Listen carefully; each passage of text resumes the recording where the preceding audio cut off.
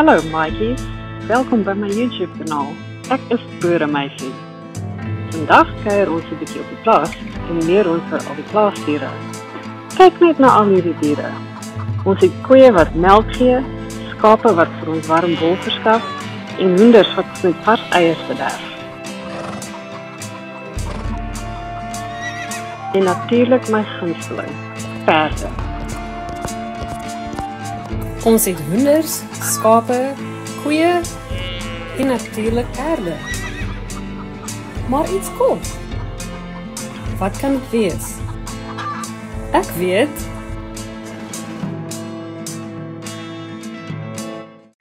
Wat maak so? Dirkie word wakker toe die oggendsonnetjie by sy kamer inloer.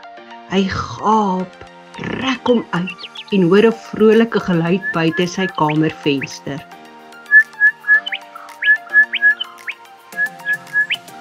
Hy wonder wat dit kan wees en besluit om sommer dadelik die geluid te gaan soek. Toe hy by die agterdeur uitstap, sien hy vir Vlekkie, die hondjie voor die deur lê. Goeiemôre Vlekkie, hoe praat jy? Nee Vlekkie, ek kan sommer dadelik hoor dat dit nie jy is wat my wakker gemaak het nie. Dirkie stap verder en sien vir Silkie, die katjie wat op die heining sit. Goeiemôre Silkie, hoe praat jy?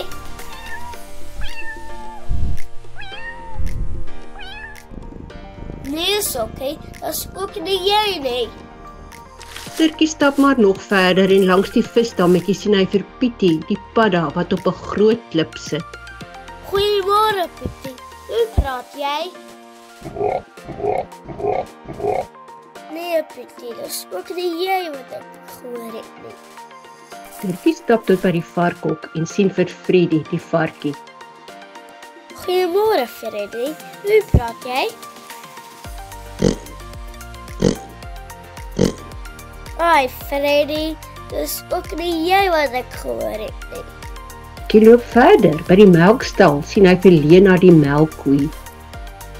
Goeiemôre Lena, hoe praat jy?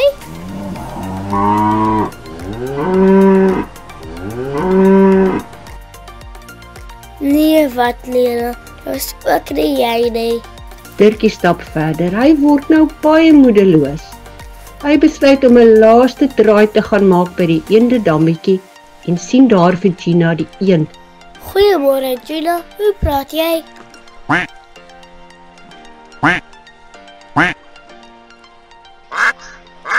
Nou weet ek nie meer waar om te soek nie. Dirkie se skouertjies hang. Hy het oral gesoek en kry nie die een wat hom met so 'n vrolike geluid wakker gemaak het nie. Hy's ook nou al baie honger en besluit om na huis toe te gaan. Maar net toe Dirkie onder die perskeboom voor die agterdeur verbystap, hoor hy weer die vrolike.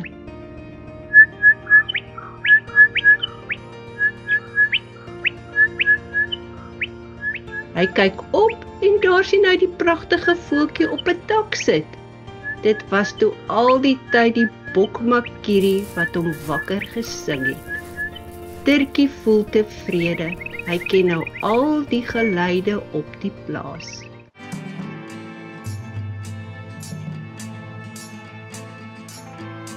Was dit nie 'n lekker avontuur nie, né?